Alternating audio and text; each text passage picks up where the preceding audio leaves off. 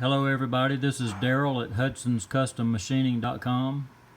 I've got this rotor from the GE Pancake fan here on the bench, and I've just made and installed a new rotor shaft.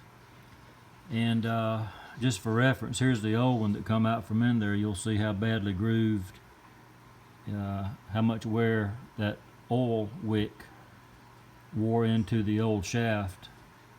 And so we've got the new one in here now.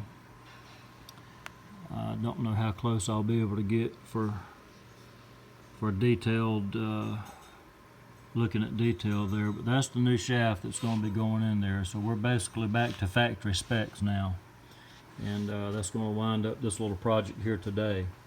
So hope you guys enjoyed these videos, and y'all stay tuned. Subscribe to my videos if you like what we're doing here, and we'll catch y'all next time around.